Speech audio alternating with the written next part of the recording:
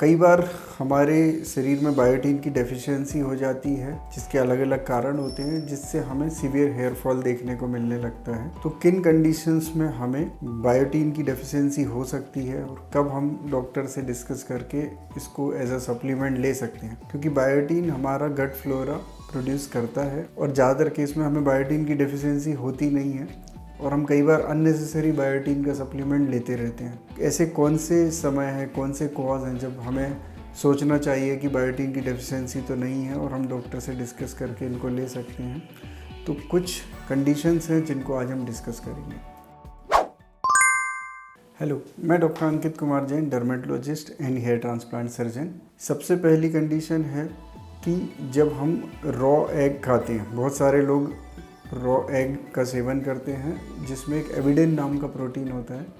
ये avidin protein biotin से combine हो जाता है और इसके एब्जॉर्प्शन को रोकने लगता है।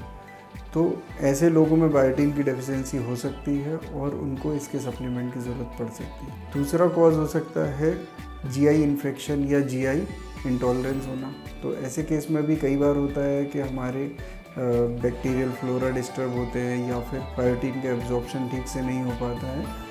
और ऐसे पेशेंट्स को भी जिनके में पेट की गड़बड़ी चल रही है, कुछ परेशानी चल रही है, वो लोग भी बायोटीन डेफिशिएंसी के लिए चेक कर सकते हैं। अगर उनको हेयर फॉल बहुत ज़्यादा हो रहा है तो वो इस पे ध्यान दे सकते हैं। अगले वो लोग जो एक्ने के लिए, पिंपल्स के लिए आइसोट्रेटिनोइन नाम की दवा ले रहे होते हैं, उनमें भी कई बार बायोटीन की डेफिशिएंसी देखने को मिल सकती है। सीवियर मालनरिश्ड चाइल्ड में, जो कि फार्मूला फीड पे जाते हैं या अलग मॉडिफाइड मिल्क उनको दिया जाता है, तो कई बार वो भी बायोटीन की डेफिशिएंसी फेस करते हैं। या हाइपो एलर्जेनिक जो मिल्क होते हैं या फार्मूला फीड होते हैं, वो सब भी बायोटीन की डेफिशिएंसी कर सकते हैं। तो वहाँ पे भी हमको चेक करने की ज़रूरत पड़ सकती है।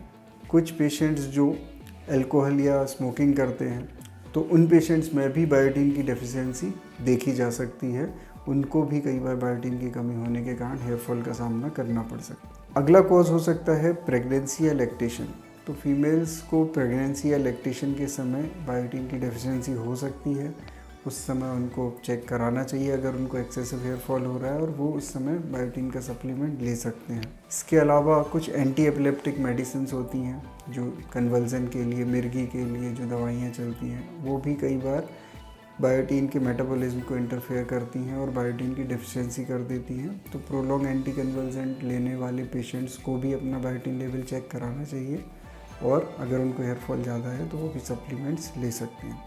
अगला कॉज होता है total parental nutrition. Parental nutrition क्या होता है? जब हम कई बार इतना बीमार हो जाते हैं कि हम ओरली कुछ ले नहीं पाते, तो जो बेड रिडन पेशेंट होते हैं और जो मुंह से खाना नहीं ले रहे होते हैं, तो कई बार उनको न्यूट्रिशन बॉटल के थ्रू, वेंस के थ्रू दिया जाता है। सीधे ब्लड में न्यूट्रिशन जाता है, जैसे डेक्सट्रोज है, ग्लूकोज है, इस तरह से। तो उनको भी कई बार फिर बायोटीन की डेफिशिएंसी होने लगती है, तो उनको भी कई बार बायोटीन के फिर सप्लीमेंट्स की ज़रूरत पड़ती है। उनको भी हेयर लॉस की शिकायत उस समय हो सकती है। अगला कॉज जो होता है वो हो सकता है प्रोलॉन्ग एंटीबायोटिक यूज़। एंटीबायोटिक जब हम लगातार यूज़ करते हैं, लंबे समय तक यूज़ करते हैं किसी भी बीमारी, इन्फेक्शन से लड़ने के लिए, तो कई बार क्या होता है, वो हमारी जो हेल्दी गट फ्लोरा जो कि बायोटीन बना रहा होता है, उसको भी किल करना शुरू कर देते हैं। तो जो गट फ्लोरा डिस्टर्ब होता है, उस कारण से बायोटीन की डेफिशिएंसी हो सकती है और उस समय हमें बायोटीन की सप्लीमेंट की ज़रूरत पड़ सकती है। अगला जो कॉज होता है वो होता है इनहेरिटेड बायोटिनिडेज एंजाइम की डेफिशिएंसी। इस एंजाइम की कमी के कारण जो बायोटीन है वो हमें प्रॉपर यूज़ में नहीं आ पाता है, उस कारण से हमें फिर एडिशनली बायोटीन सप्लीमेंट लेने की ज़रूरत पड़ सकती है। तो ये डिफरेंट कॉज थे जहाँ पे बायोटीन की डेफिशिएंसी हो सकती है। आपको उससे हेयर फॉल सीवियर हो सकता है या नेल्स में, स्किन में चेंजेस आ सकते हैं। तो आप उस समय यहाँ पे अपने डॉक्टर से डिस्कस करके अपनी बायोटीन लेवल चेक करा के उसके सप्लीमेंट्स ले सकते हैं। तो आप ऐसे ही बायोटीन मत लीजिए, क्योंकि बायोटीन हमें ज़्यादातर डेफिशिएंट नहीं होता है, लेकिन इन स्पेसिफिक कंडीशंस में बायोटीन की कमी हो सकती है। तो आप एवेल्युएट करा के बायोटीन ले सकते हैं।